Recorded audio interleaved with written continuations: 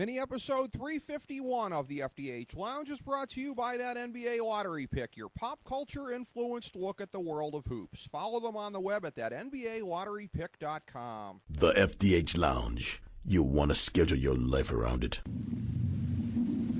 A long time ago, on a gloomy, wet Cleveland spring night, two men stand alone amidst the late-night drizzle. Their voices echo across the vacant station parking lot as they debate the merits of the great American radio show that have been missing for far too long. On that night, an idea was born.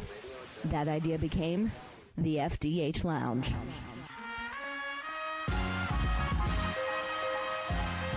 Welcome to the FDH Lounge. Hello and welcome to FDH Lounge mini episode number 351. I'm FDH managing partner Rick Morris, and I'm happy to introduce some outstanding guest clips from our last 100 mini episodes. With the variety that is encompassed here, I'm confident you will hear exactly why the motto, "Nothing is off topic," has represented the program from day one. You had tweeted about this afternoon. This is the hot breaking news as we're taping this. The NFL concussion settlement. And again, we're only on the leading edge of what's being reported about it in the first several hours. Do you get a sense that there may be any kind of media overreach in terms of the reporting of it, this is all behind the NFL now, leaving aside the fact that there's that very serious lawsuit still pending against the helmet manufacturers? Well, I think it's two separate deals. I think the NFL is absolutely breathing a sigh of relief over this ruling. Now, the Rydell and other manufacturer lawsuits do go on, and so that is absolutely a thorny issue, but this was a big one.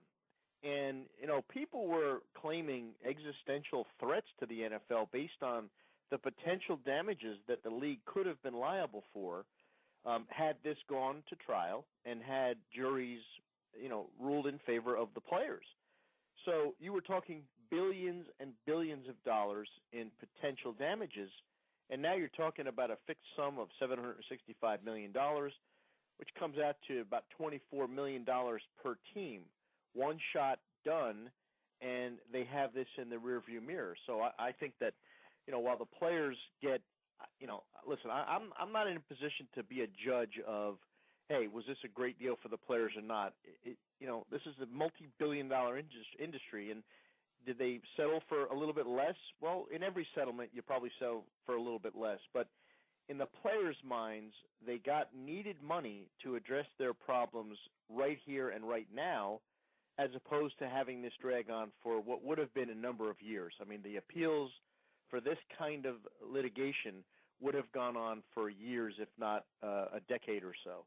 So they get the money now, and the NFL at least has some closure on this issue, which was absolutely a threat to the bottom line. Specifically, the feedback and the reaction to the Morton story from 2 years ago, the famous example of you tweeting about getting a Morton steak at the airport, just throwing it out there as a joke. I'm surprising you with it and everything. And reading some of the feedback afterwards, some people having to jump in and troll the whole thing about, well, if you didn't have 6 figures worth of followers, Morton wouldn't have done this.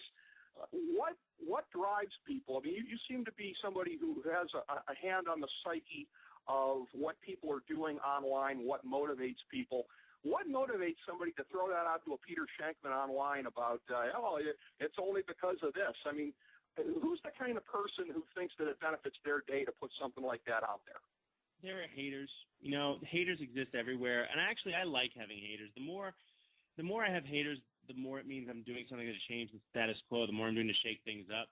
So I definitely want that. But for me, it's really funny because, these people, we did this 150. Of course they did. No one's denying that. But what's amazing about Morton's is that they're still very much in tune with every single person who comes into their store, big or small. If you go to their restaurant, they'll ask you if you make a reservation. Oh, cool. You celebrating anything? Yeah, it's my wife's birthday. What's her name? Her name is Kira. Oh, great. And when you show up, there's on your menu it says Happy Birthday, Kira. It's the easiest thing in the world to do, but everyone loves it. They take pictures of it.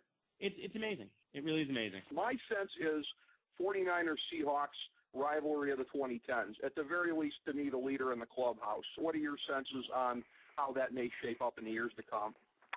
Yeah, I have to agree with you on that. I think San Francisco is just built for the long term. Young quarterback, electrifying player, all the pieces covered on offense. Defensively, probably the best team in football right now. Dynamic players on that side of the ball. And a coach that gets the most out of them. That's what Harbaugh has brought to the table. Whatever questions there were regarding his passion level, regarding how that would translate on the professional level, he answered, and he answered very quickly. The one thing about NFL players that I think is sometimes a misnomer, these guys want to be coached, because if you're being coached the right way and you produce, that means individually you benefit. If the team plays well, you get certainly more publicity. If you get more publicity and the team is winning, contract time, you have more leverage, whether it's with your team or another team. So this idea that, it's the NFL, they don't want to be coached. Yes, they do. If you can help them win, if you can help them put up better numbers, they're on board. You just have to prove it, and Harbaugh has done that. So, San Francisco is certainly in that class. Pete Carroll, very similar mindset of the rah-rah style, the kind of guy that can walk that fine line between being authoritative and being friendly and being close with his guys. He brought that collegiate atmosphere, and it's worked. If you go into Seattle, and I've had the good fortune of calling a few of their games over the last couple of years, a fantastic city, really beautiful stadium, one of the top 5 stadiums in the NFL, a great backdrop with the downtown area just behind it. He has created an atmosphere and a culture that he was brought on to create. This is a guy that said he would change things, and he's done that. He's looked for a certain kind of player. He's delivered on that personnel-wise, and then coaching, clearly he has been able to get through to these guys. So I think there are a lot of similarities on how those two teams built their squads, and to get quarterbacks that a bunch of other teams could have had that have that little extra something. That's something that you just can't necessarily look on film and say automatically, oh, yeah, this guy's going to be a star in the NFL. There's something that goes along with heart, how you handle yourself, how guys respond to you, and Kaepernick and Wilson have that, and they have it in excess right now. It's really kind of interesting, as I touched on Ken's other career previously about pro wrestling, that he was around for a period of time there, probably the most famous brother feud in the history of the business. He was good friends with those guys, Bret Hart and the late, great Owen Hart. It's a different thing, of course, altogether in combat sports. If you promote it the same way, brother versus brother, you have the same kind of intrigue, but again, in a non-worked sport, that's a different matter. So you guys, I think, quite wisely stayed away from that over a period of time, certainly when you guys were in your primes, and the fact that you guys weren't on the best of terms for a lot of that period of time probably had a lot to do with not making it happen also. With the TV show, when you guys sat down, Ken now expressing an interest in doing it, but you pointed out in the book that, again, Ken's record on the back end of his career as opposed to where he was earlier, it would seem to be very ill-advised from his perspective. I know Dave Meltzer agrees with that point of view, and that Ken, at his age and with the damage he's taken already, should not be getting into such a fight. I know you said you're doing it for your own reasons, and that's smart. That's always a good thing. But is there also another reason in the back of your head of, maybe at one point in time when I was mad at him, I might have fantasized about being able to do damage, but now that I might be in a position to do that, I could never live with myself? No, I could totally live with myself if I did that. I would be just, oddly enough, I would be just fine with it. When the whole fighting thing came about, it just came from a weird place because we were in a weird, we were displaced in our relationship. So, when I came up with the idea, which was, to me, just another business idea, the intention was I wanted to kick his ass. I wanted to, pay him back.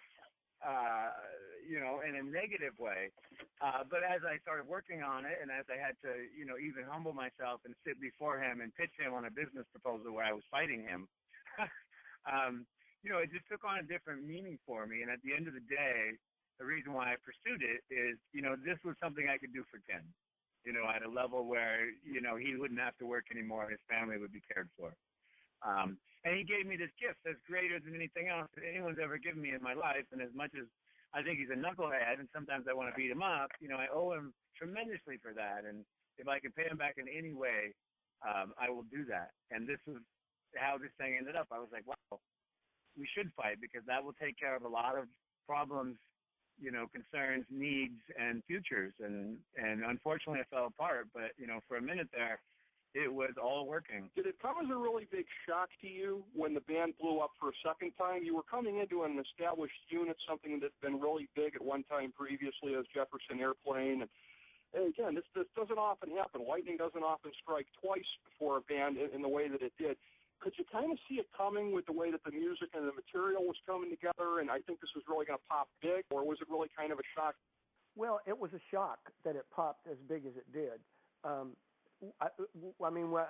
did realize that we had reached a point to where we had to reinvent the band by the mid-'80s, and most of the band was all on the same page as far as what that reinvention would take the form of and how we wanted to go about it and where we wanted to take it, and the holdout was kind of Paul Kantner.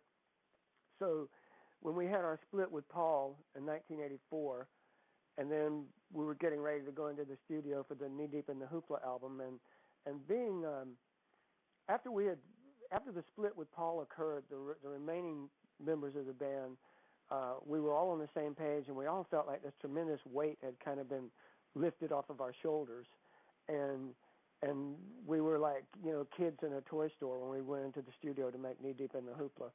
And I'm not saying, I'm not putting all the blame on Paul, but I'm just saying, anytime you have a situation where, X amount of people on one side of the fence and there's one guy that's on the other side of the fence, and there's this struggle going on, this conflict, once you can eliminate the conflict, then you're just going to feel a lot better about life in general. Sure.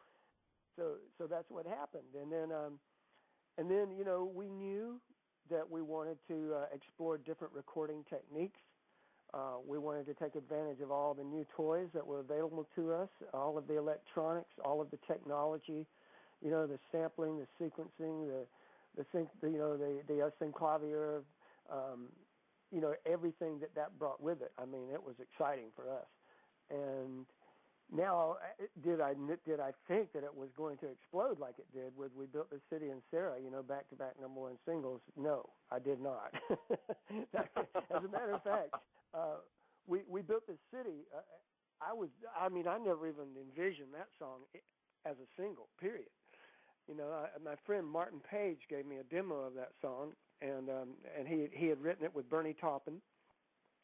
And I thought, well, this is a really quirky, interesting little song here, with kind of an edgy thing. The lyric in the verses is really quite dark and very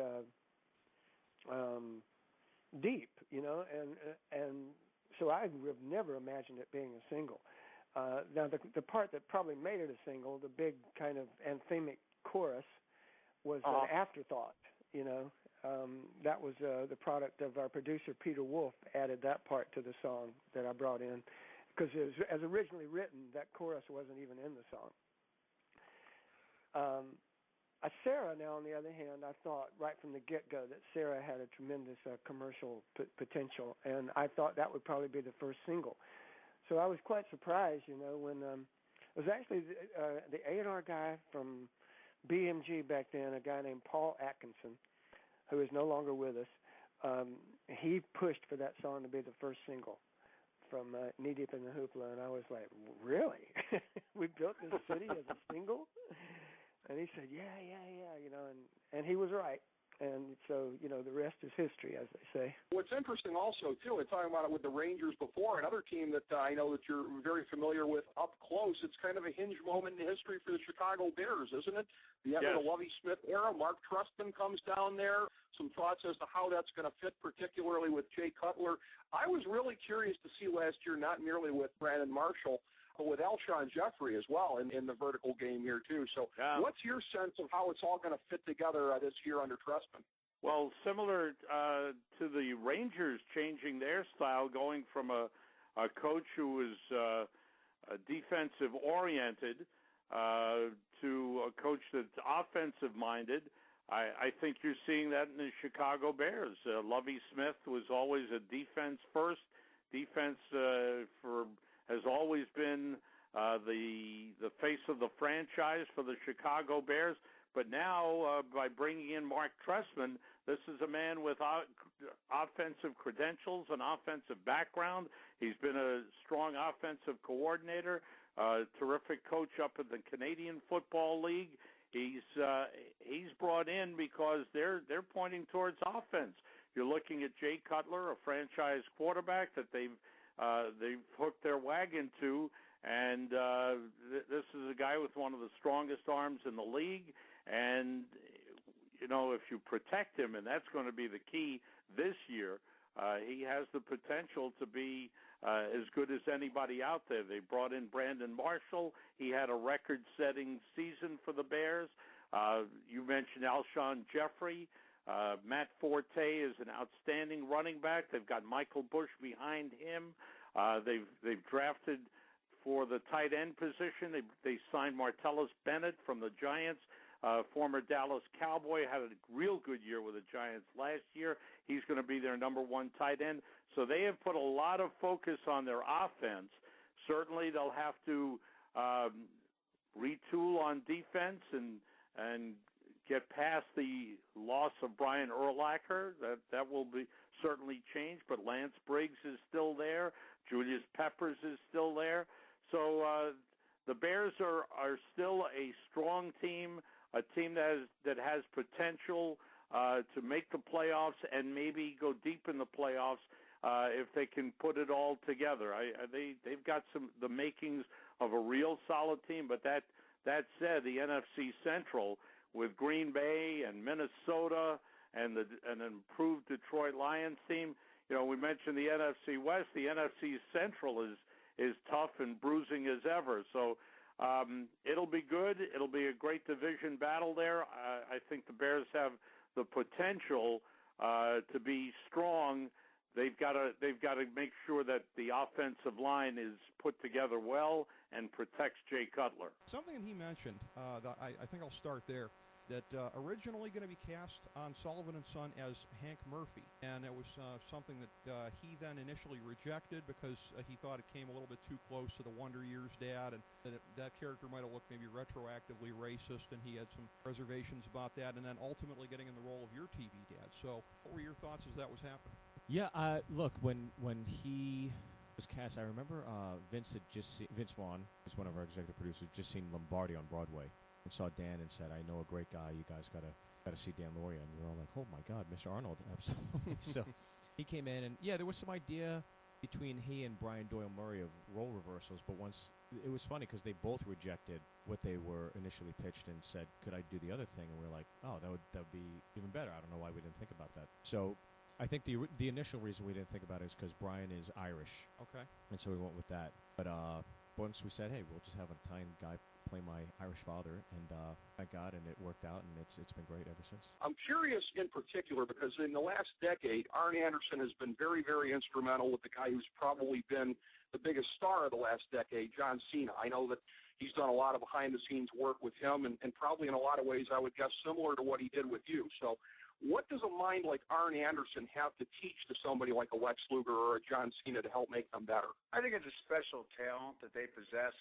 Not only were the other horsemen, I mean, what an incredible learning environment to be in and be mentored by in wrestling. Ric Flair, J.J. Dillon, Arn Anderson, Tully Blanchard, all of them not only had a special talent in wrestling as technicians and tacticians in the ring, but they had a spirit of discipleship. They were also, not only were they big stars and top performers, but the unusual aspect of them, they were also, I don't think this gets talked about, star makers. They took their stardom and their abilities and made stars of other. I can't even express, from Hiro Matsuda, who helped break me in, he went ringside me as a manager. Looking back on it now, like you said, I might not have truly understood or appreciated it at the time, but look back now and see the guys that were in my life back then who poured into me and always take me to a ring and work with me in the ring one-on-one, because I was just so rough around the edges.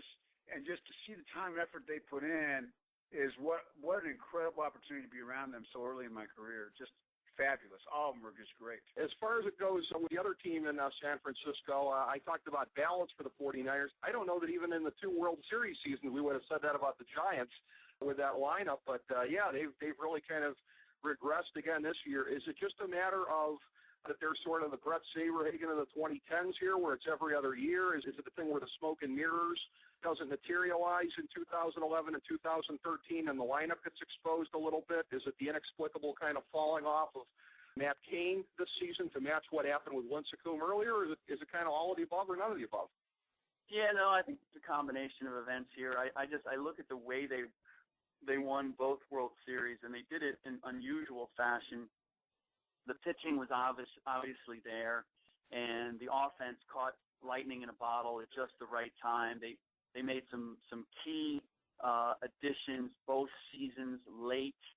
But I remember so distinctly that first run and how, I mean, people know how remarkable this last run was, in which they were on the brink of being eliminated practically every series, every game. They fall behind, and then they just staved off elimination until they got to the championship series and caught the Tigers napping, I believe, a little bit, and took advantage and snuck away with a World Series. But I remember distinctly 2010 because my kids were just old enough where I was taking them to their first baseball game at AT&T Park, and it was mid to late August. I want to say August 19th, and the Giants lost to the Marlins 5-1, and they just looked dead in the water. They were going nowhere, and my kids could not have been more bored. And I thought, okay, well, one, they're not just going to be, maybe they're not going to be baseball fans, and two, you know what, I can see why. It just wasn't, there was nothing exciting about the Giants. And then the next thing I know, my kids are coming home and saying, hey, Dad, we got to watch them. They're playing the Phillies tonight. I'm like, what? You know, they suddenly became interested, and it was like a torch going up. That's how the Giants did it both years. When you look at this group now and you look at how they've had to grind that pitching staff to do what they've done, that was their ace in the hole, and now they have to fix that. And so it's not just trying to get a few bats. It's really trying to restore that starting pitching staff, and probably some work in the bullpen as well.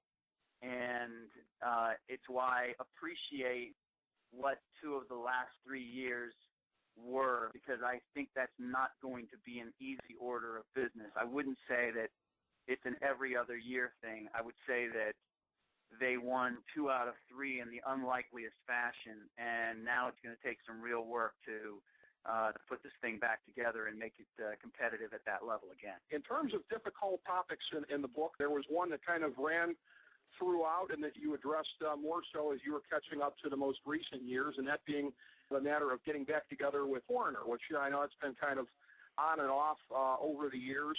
But it's one of those things where when I read it, I could kind of understand, because I've had some times where you have to separate from working with somebody and other people might not understand it. But as far as the fact that the question keeps getting posed to you, do you get the sense that somebody has to have sort of been through a similar type experience in their life to say, I'm sorry, but that's a door that's been shut? Yeah, I think so. You know, it's not that there haven't been you know, there have been a few times when we've parted company and then put it back together again, you know, I'm not a person that will never say never, but it's a little late in the game to start getting excited about anything like that. I don't even know if working with him would mean anything to anybody, you know.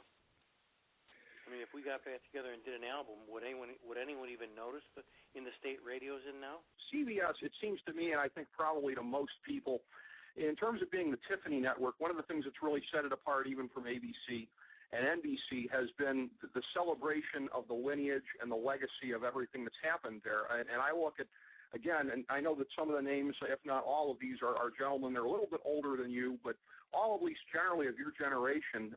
You've been there with such greats as not only Charles Kuralt, but Bob Schieffer still presently, Shirley Rose, Harry Reasoner, Mike Wallace.